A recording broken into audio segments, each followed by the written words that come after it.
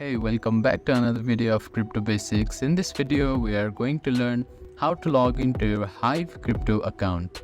First of all, open up your preferred web browser. Now, at the address bar, type in wallet.hive.blog and click on enter. Now, you will be directed to official homepage of Hive Crypto.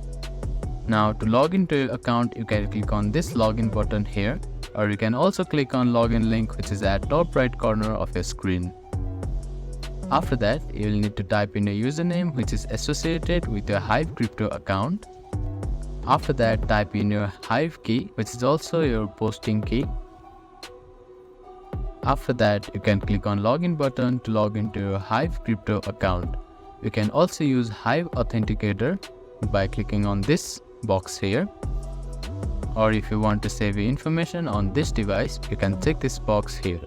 So that is how you can log into your Hive crypto account.